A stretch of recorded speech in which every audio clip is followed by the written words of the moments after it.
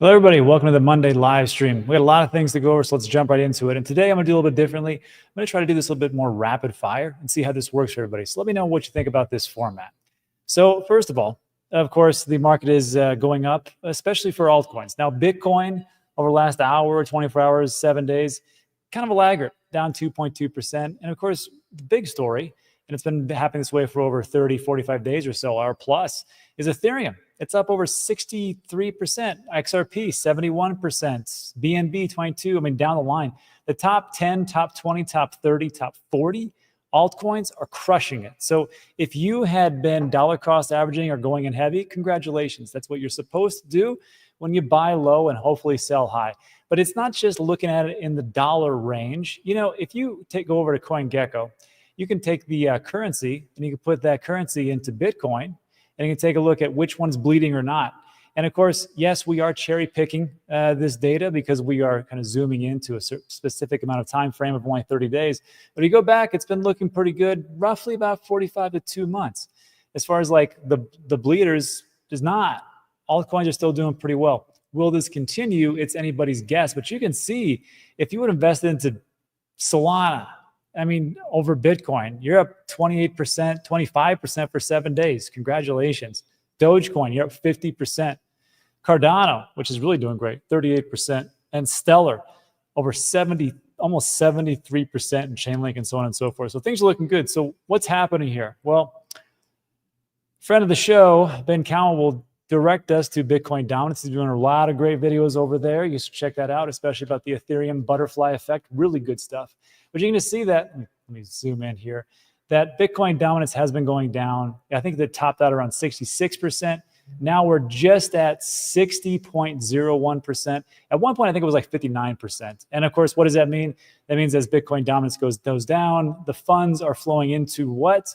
Probably Ethereum, and then probably a little bit of altcoins. That's what you could hope for if you're an altcoin investor, a little bit dabbling as myself. Now, if you're a Bitcoin max and you're like, what are you doing? This is the dumbest thing you could possibly do. But it takes all types of investors to make everything go forward. So I am happy with these positions because I have both. But it was interesting, though, that, you know, Bitcoin didn't go up even with this disclosure, which was this morning. Looks like Trump Media, which is the president's. Now, apparently the president does not run this. This is his son's show or is the kids. But Trump Media discloses 2 billion Bitcoin stack. Looks like they raised $2.5 billion with intentions of building a Bitcoin treasury. And it looks like they bought up $2 billion worth of Bitcoin. Now, is that a bunch of Bitcoin? Of course not. I mean, our market cap is almost 4 trillion. Bitcoin's rough 2.5 trillion, somewhere around there. Actually, what is the market cap of Bitcoin? Roughly 2.7. So when we take a look at this, I'm like, that's just great news. I don't know how much it's going to move, but I will tell you, if you've been here since 2017 like I have, we've never had a president and or his company buying Bitcoin. Some people may hate that. Some people will love it. I just look at it and go, it is what it is. I can only control my sphere of what I can actually do, and that's fantastic for my bags. Now, if you don't think the president and his sons should own any Bitcoin, I don't know. Write him a letter. But there's that good news. But I think the most telling thing was the Bitcoin ETF. We've been having monstrous ETF flows from BlackRock. Now, either this isn't reported as of today, which I find this very odd. 21st of July, the reporting from Fidelity, Bitwise, ARK, Invesco, Franklin, Valkyrie, VanEck, WTree, Grayscale, and Grayscale for 21st of July. They're all there. And they're all selling.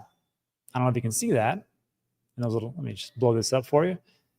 Now, I don't know if BlackRock, I guess it hasn't been reported yet, but that'd be very odd for them to go from 763 million one day, 497, 496 to nothing. But it is odd that we've seen a lot of different other ones selling off. So we'll see what happens by that tomorrow. I just don't think that's zero. If it was zero, we'll be saying zero, but maybe it's just not reported. But if we take a look at Ethereum ETF flows, it's looking pretty good. And Fidelity, which sold 45 million yesterday, they just bought up, or excuse me, on Friday. They bought up 126 million, everybody across the board except for 21 shares. They sold a little bit. They're at either positive or zero, so we'll take that. I think Ethereum is going to outperform Bitcoin for a little bit. I don't know if it's going to go down in late August or September like people are saying. I will just say that I will be taking profits along the way because that's what I'm supposed to do. And the Solana ETF flow, you can see 21st July, bupkis, nothing, zero. So that's what we have for the ETF flows. Looking pretty good so far. So why? Why is the altcoins doing so well? Well, it also has to come down with, as things flow into Ethereum, so too will flow into other alts. And here's one of the bigger reasons. And it comes down to institutions. It comes down to the banks fighting over things.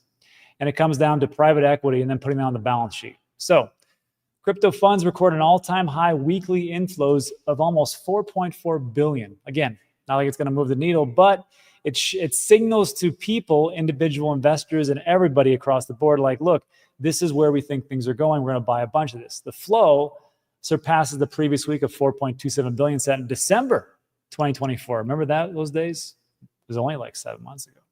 And it was great. We had a nice little altcoin rally. Everything was great. Bitcoin dominance actually was going down. And now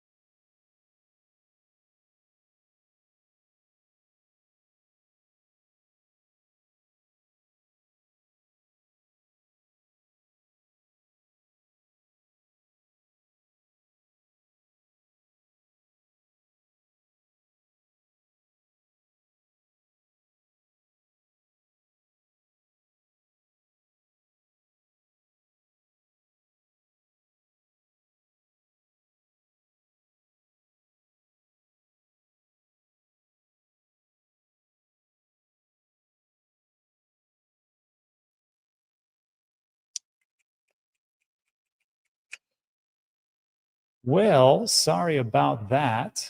It's very interesting. See, this is what happens when you talk trash about Gary Gensler. He shuts your live streams down. Anyhow, let's see again. Where were we? And let's bring this back up. Solana, digital, Here we are. So, sorry about that. There's a little bit of problem with Wi-Fi. That does happen sometimes, but we're back. So, Ethereum. 2.12 billion inflows, nearly double its record of $1.2 billion, which again, this is not something to take lightly as we take a look at signaling from some of the people who say, quote unquote, smart money. I don't think it's really smart money. I think it's big money. And that's really what it comes down to.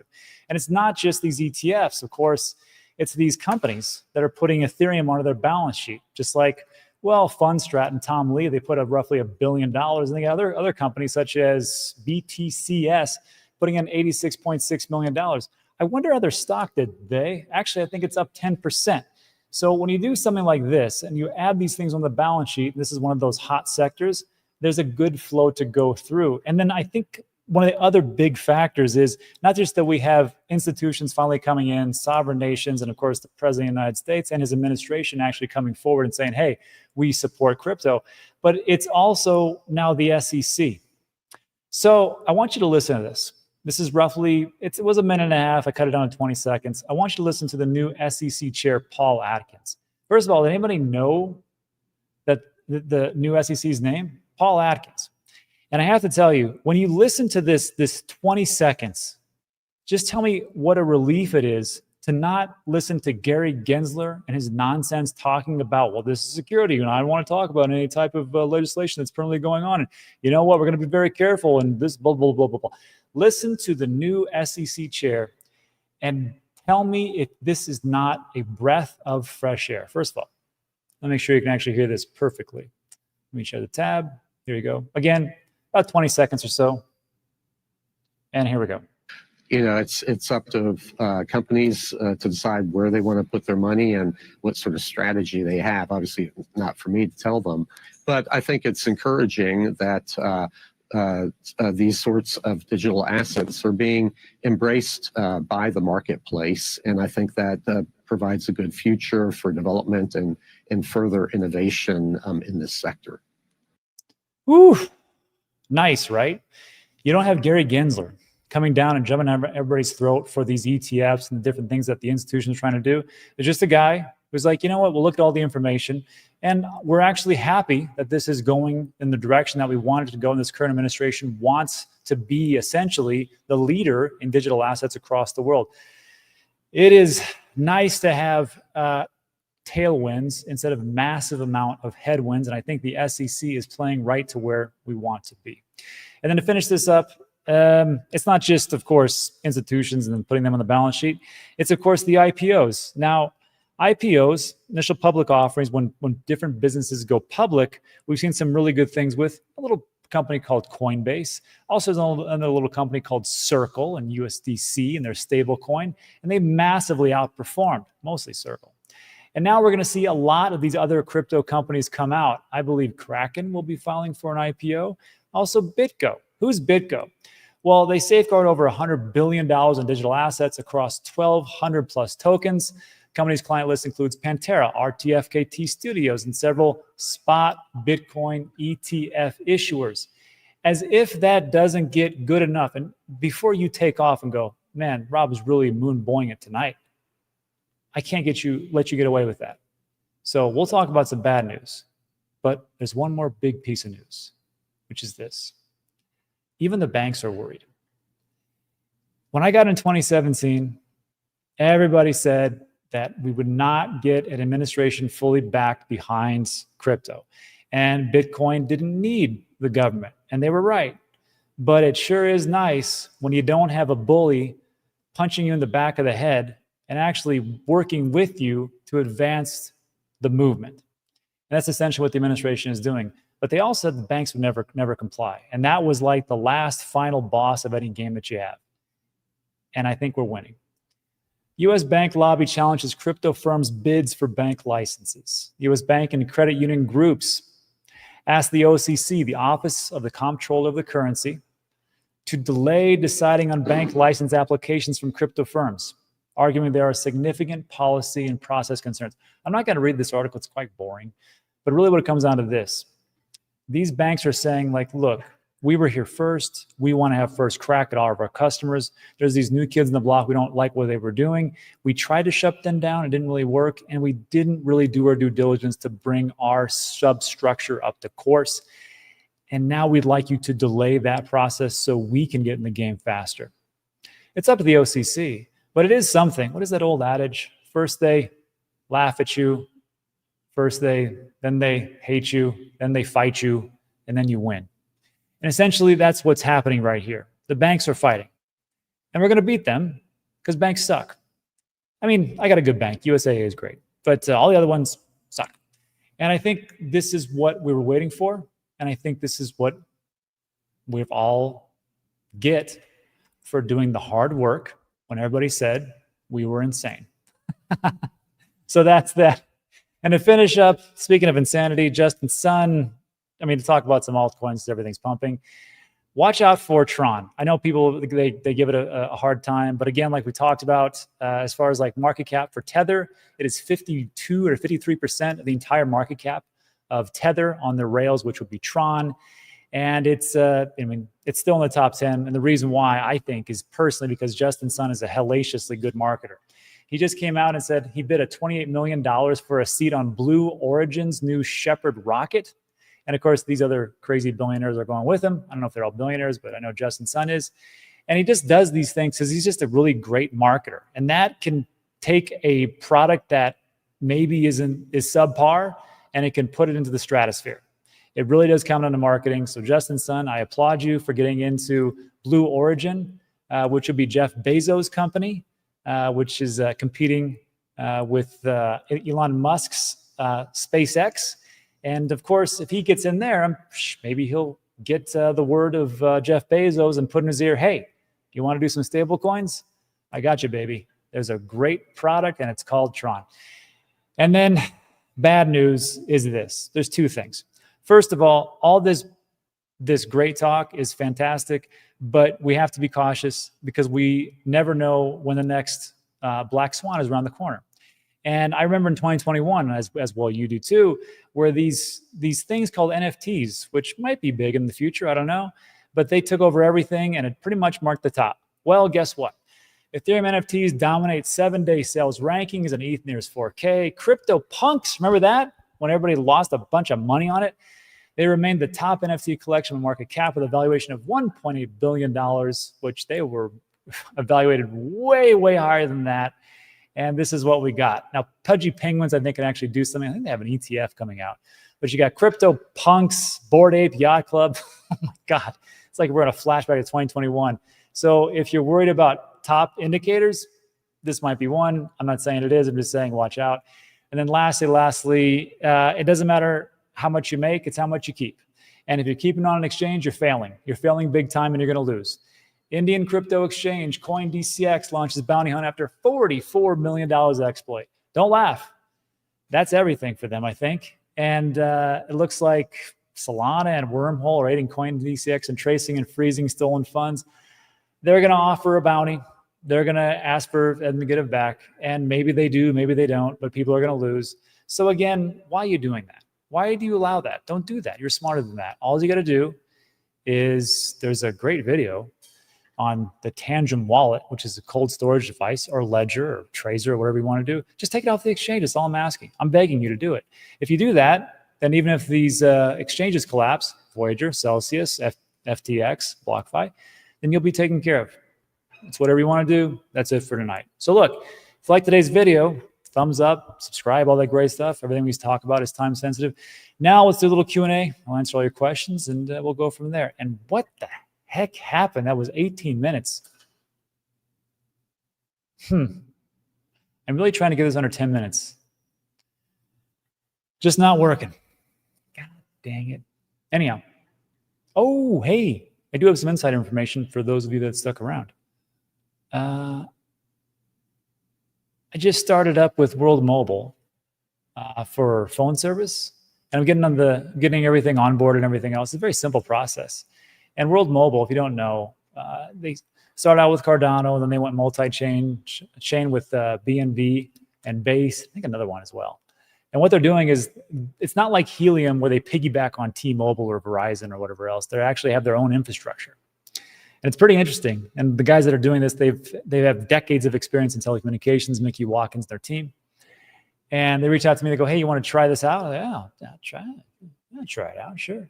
So I just set it up today. Had to there's a couple of things I'm waiting for, but I will talk about the plan, how well it operates, if there's any lag points, and then of course, how it is as far as like internet connection and just phone calls in general. So I'll be doing this over the next month to 2 months, and we'll go from there. World Mobile, I think, actually has utility. Go figure. All right. Oh, that's why. I had 8 minutes of downtime. That's what it is. Beardy said, thanks very much. Over to you as well. 8 minutes. 18 minutes stream, 9 minutes of dead air. Nah, it couldn't have been that. Well, maybe it was. I don't know. I was just talking. And all of a sudden I look over and it was done. Just a bit, should be back. Gas fee fees, always a good one. Hope everyone is in profit. Yeah, me too. All good. Trainer says, hey, Rob, is it still a good time to DCA BTC? I still do. I just, I think there's a lot more room to go, but I have decreased. I haven't decreased.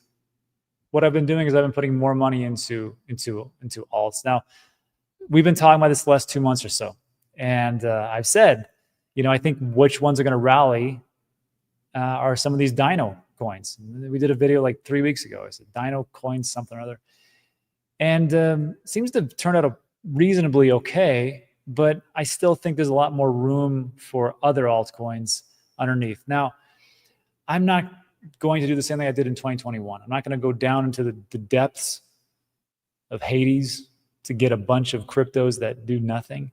I'm probably going to stay within the top 50, maybe the top 100. Well, I mean, there's some, World Mobile is, I think, like ranked 318. So I guess I'm down there. But I want to stick with those. And what I've been looking for specifically, and we've talked about this many times, is the rails that stable coins are built on. And that's the narrative. And it seems like everybody's going forward with that. And the rails that stable coins are built on, it is Ethereum as the settlement layer. It is the layer 2 solution, which would be Robinhood's pick of Arbitrum. It's been the Tron, especially for Tether. It's been also Solana. And there's some other, I could say Polygon and some other ones, but I think those are the big four. It really comes down to, if you take a look at the Visa Chain Analytics, it's mostly, when I show you, that would probably be best. I'm always talking about it, so. It looks like this. And there's two things you always want to look at. You want to look at, that's not it. Transaction volume and transaction count. So what's the volume by blockchain? Well, it's Tron and Ethereum and Binance Smart Chain and Base, and I guess Solana and Arbitrum kind of fighting it out. But the top three are Tron, Ethereum, Binance Smart Chain, Tron, Ethereum, BSC, BSC, Ethereum, Tron, BSC. See where I'm going? Does it change ever? Yeah, okay, so there you are. And that's the transaction volume, but the count, how much, what is it doing? And like some people say, well, do microtransactions count? Well, I guess they do, but here we go. Binance Smart, Tron, Solana, Polygon. But you can see there's a big drop off between like Binance Smart Chain is 89 million, then Tron 30, and then Binance Smart 132 and 45, then Solana 14. Tron, BSC, Solana. It's always that way. So these are the ones I look at. These are the ones I'll probably go heavy at. So yeah. What else did I miss? We missed it. It was the comics. Depends on your, yeah, exactly, Mullet. See, Mullet's here. We obviously should be close to a all-time highs and massive bull runs. That's the only time Mullet really comes out. Foz on fire, getting scared. That's good. You should listen to Shim by Travis Scott. All right. When will you jump in the pool on the stream? I did it already. In the description, there are now 10 crypto critical videos I want everybody to watch. One of those are about scammers, because again, we could talk about all day about taking profits, and that's great. But if someone scams you, then who the heck cares, right? I mean, you lost everything. Congratulations, you worked really hard for a scammer. So watch those videos first. And then we talk about taking profits and all that stuff. And then the last, number 9 and 10, is the 100K pool dive. When I promised everybody when Bitcoin hit 100K, I'd dive in that fake pool. And then the 10th one was, which has done some pretty good traction, which is videos on exchange spreads and how you're getting really, really screwed and ripped off. That's almost, I think around 50,000 views so far now. So yeah, check that out. Links in the description, and all my videos now will be those 10 videos. Let's see. Yeah, comment says, Ben was right all the way since 2020. Bitcoin heavy portfolio always win until alt season hits. It's true. Or you could just say, you know what, I'm just going to go Bitcoin all the way. I, however, is going to do a little more altcoins, but it is it. Is it worth getting into ETH treasury funds? Why not? Why not? I say, thoughts on SUI or SWI? That's the ones that I dollar cost average. Only when it's 100K, he just will jump exactly. So yeah, pre-record doesn't count. That wasn't on stream and you know it. Sure it was. It's the best you're going to get. Deal with it. There it is. Thank you. Love everybody. We love Ben. Who doesn't, right? Except for altcoin holders. Man, you should listen to some of the conversations we have before we do the NFA live. It's pretty funny, especially about like just it's just fine. Let's see. Depends if you want to grow USD or Sats. That's true. And this is another thing. And people have, this is a good question. A couple of days. Actually, this is a question from Mullet. He said, "Well, what are you going to do when you take all these profits? You're going to stick them in cash, which is just going to evaporate anyhow with your precious Federal Reserve and Treasury?" And I was like, "That's a good one." I was like, that's probably the next video and talk we should be really having, because it's great to take those profits. What do you do with those profits? Because there's only so much time you can hang on to that cash, and the cash has to work for you. And I got to tell you, being a home, home, but rental properties, long-term and short-term rentals, and going through that whole process. I mean, it's a good cash flow, that's for sure. It's for damn sure. Problem is that do you want to keep doing that? Because essentially what you're doing is you're creating a job for yourself. Now you can buy these different properties, short-term and long-term rentals. You can pay a management company between 12 and 20% to help you out and pretty much do everything for you. But you still, is that going to outperform, say, Bitcoin and Dogecoin? I think it's not. So it's something that I really need to really take a real hard thought about. And to me, it does make sense just to stick a lot of it once, because altcoins are not going to go up forever. Come on. At some point, we got to take profits, and because we did the heavy lifting, then we need to put those back into something, whether that be traditional equities, whether that be bonds, whether that be properties, or whether that just be more Bitcoin, like Simon Dixon and Diddy do. Maybe that's the way to do it. We'll see. I think it is, actually. Pool. We'd love to see you in a tutu. Well, sorry for all of you who had to see that. Time Horizon Swaps, Golden Bitcoin. Attorney Michael Allen. What a great profile pic. Barely I teach natural law, creating parallel systems to abolish the Fed. Well, he has my vote. I mean, anybody who says abolish the Fed is pretty good for me. Got Trump. My friend Bobby has Trump coin, but he's a meathead. So he did a pretty good job. He bought it. When it doubled, he sold it. Sold half of it. I think it doubled again. He sold a half. And then he's got a bunch of like dust of worthless Trump coin, collectibles, as David Sachs would say. So this is the last question. We got to get out of here. It's too late. ADA top prediction. Do you want to hear my prediction? I'm going to give you my prediction, and then I'm going to take a look at some risk levels. My prediction for Cardano.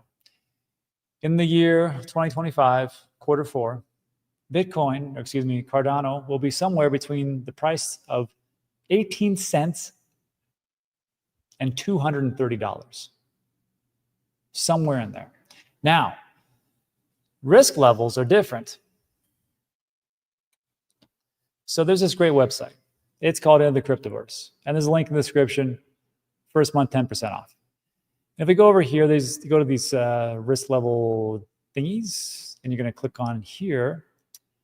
Let's separate this by fiat risk. You know, the most risky asset as of right now is XRP at, wow, I have never seen it that high, 0.827. Again, this is all time in a particular price level. So does this mean that XRP is like too far overgone? It looks a little bit shaky. But I will say, if XRP comes out and says, hey, guess what? We got that banking license, and we also got the secondary fund for the Federal Reserve, so we're partners. I don't think that is going to make a difference. Okay, Cardano. Wow, 0.579. That's kind of high. It's almost as high as Bitcoin. So we're going to click on that. So the risk level 0.579 is 89 cents, that's really good. I'll take it. So no risk is if it drops below a dime, and we have it at 9.5 cents at the most risky level. And again, of course, we don't use these as price predictions. It's just for fun, because this is just, I'm not financial advice. But what I would do if I were so inclined, I don't know your position, but around 0.85, I would probably start laddering out of Cardano, because I was buying it at 50, 40 cents, 30 cents, or whatever it was. And at that point, at $3.21, I might want to take some profits. And then at $3.62 and 0.9 to $4, $4.59, $5.16, $5.18, and the max out price of $6.54.5. I hope that answers your question. That's it for tonight. So look, if you like today's video, except for the 10 minutes that there was no Wi-Fi, thumbs up, subscribe, all that great stuff. But that's it for tonight, everybody. Thanks for stopping by. I appreciate every single one of you, and I'll see you guys on the next one. Adios.